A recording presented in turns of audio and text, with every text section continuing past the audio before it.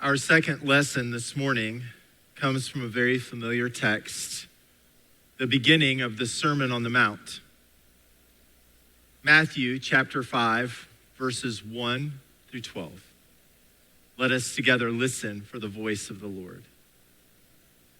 When Jesus saw the crowds, he went up the mountain.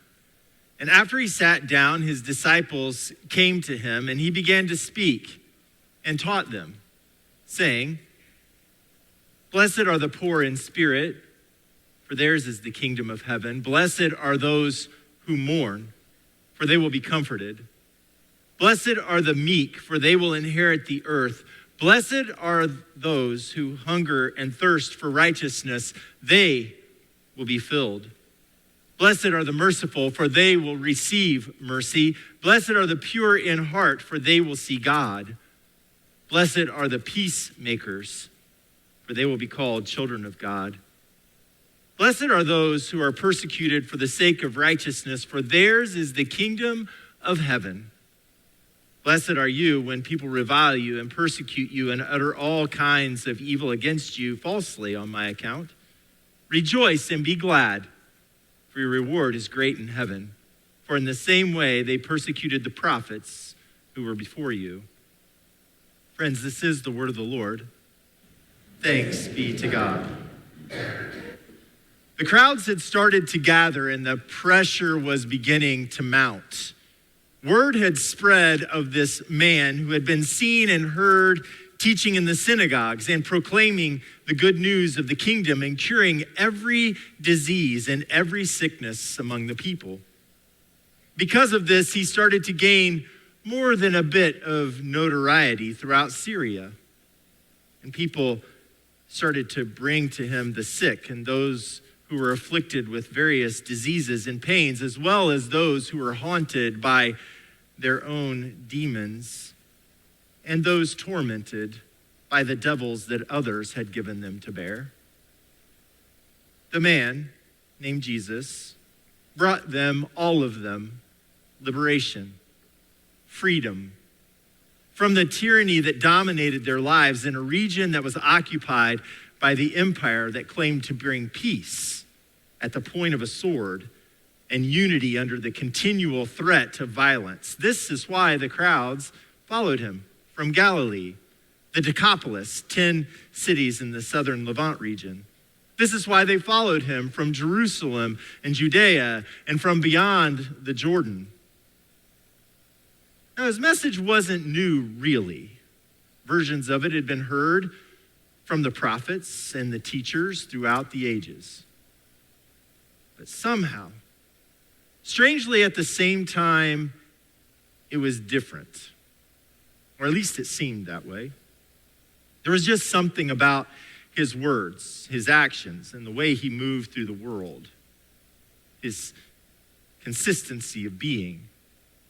This is who the people, ordinary, everyday people, long to hear, to be near, to experience. This was the hope the people needed. Everyday people. People without power. People who lived under the threat of state-sponsored violence. People who lived in poverty, or at the very least lived on the margins. People who struggled to have their daily needs met or who struggled to meet their daily needs. People who faced injustice. People, normal, everyday people. Just people.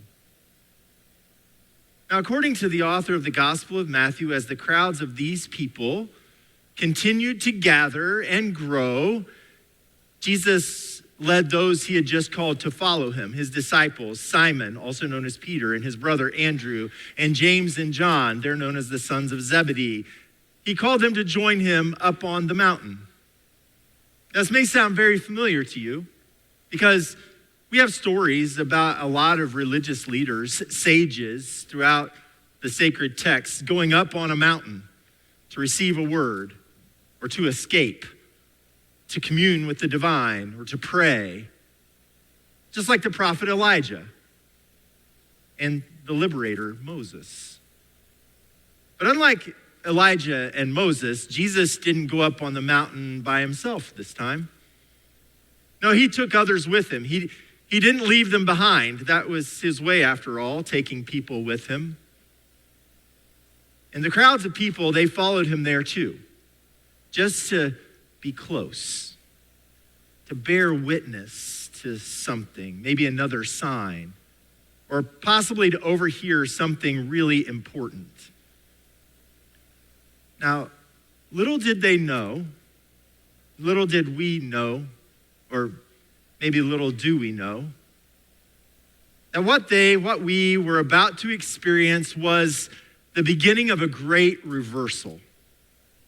Something that would turn the world upside down for those with ears to hear and hearts to receive. This was the message, according to the author of the Gospel of Matthew, that would change everything and would characterize Jesus' ministry and his life, and maybe even the lives of those who dared to follow him. Unfortunately, for us 2 millennia later, the words are really familiar.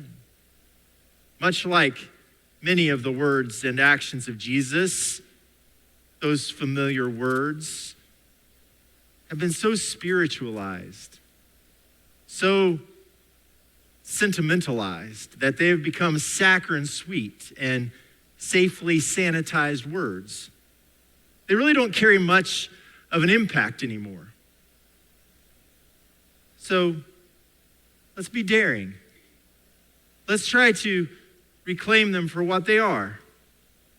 Radically transformative words. The radical nature of these words that we call and we've come to know as the Beatitudes can be found not just in the words themselves, but in the manner of the words.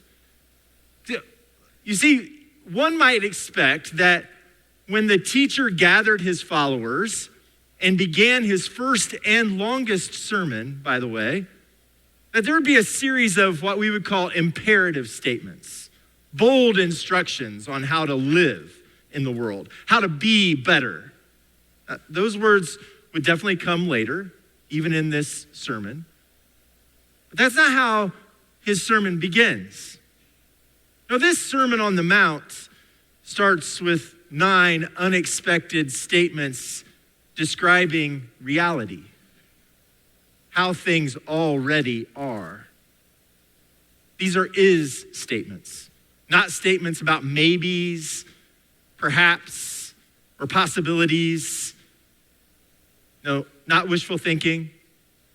No, these are 9 statements of fact. These are statements about who we are.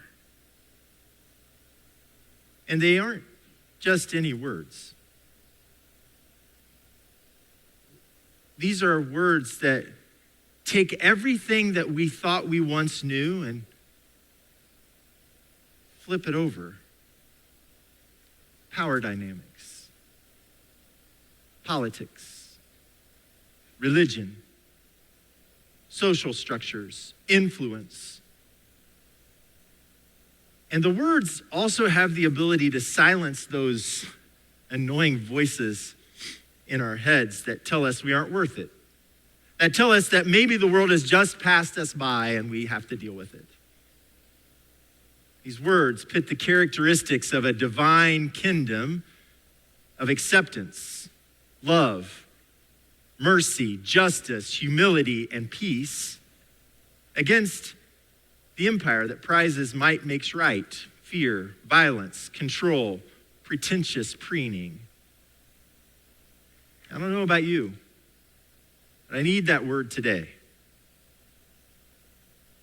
So friends, in Matthew 5, we hear the voice of this first century preacher, teacher, healer, prophet speak calmly, boldly, these beautiful words of unexpected blessing upon people who are used to being damned, stepped upon, overlooked, condemned, laughed at, ignored, forgotten, marginalized.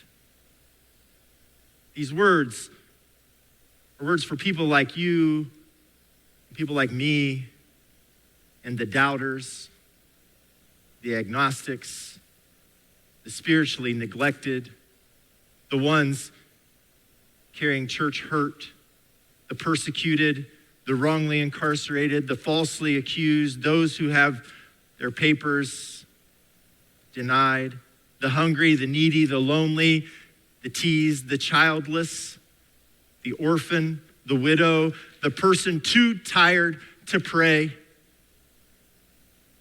the newly diagnosed, the one in hospice care, the wounded, the immigrant, the home insecure, the one who hates their job, the one who just lost theirs, the unexpectedly expectant teen, the worrier, the one who struggles with their own mental health.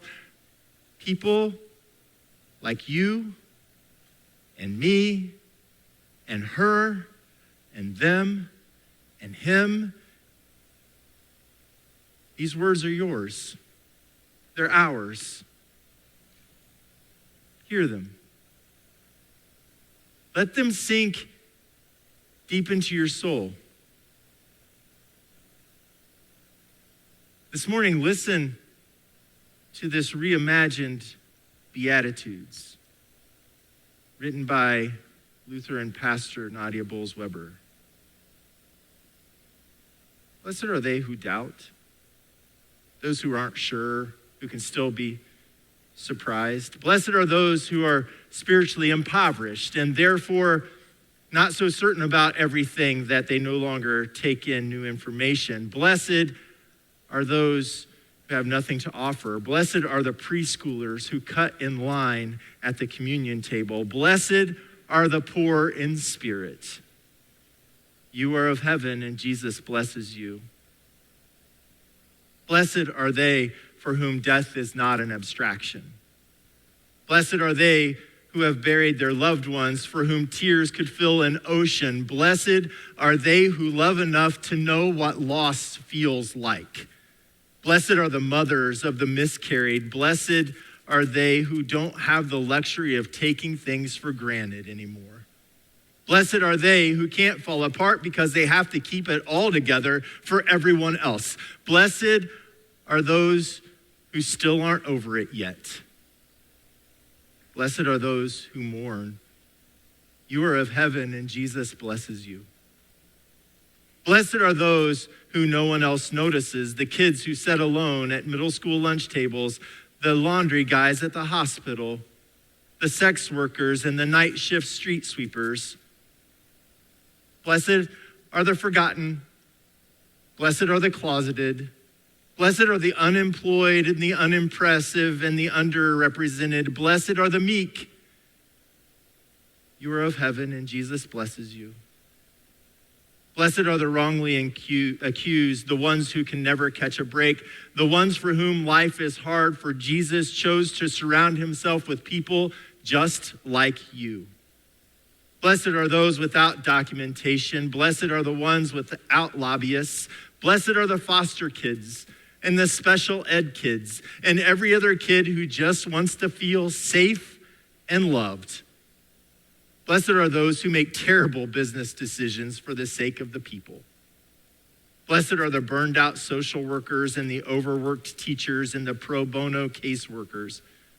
Blessed are the kind-hearted football players and the fundraising trophy wives. Blessed are the kids who step between the bullies and the weak. Blessed are they who hear that they are forgiven. Blessed is everyone who has ever forgiven me when I don't deserve it. Blessed are the merciful, for they totally get it.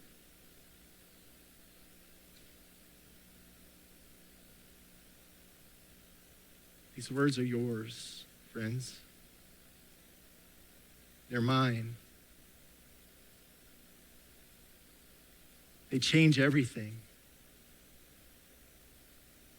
Beloved, you are the blessed ones. Not because of what you've done or how much you've accomplished or how pious you are.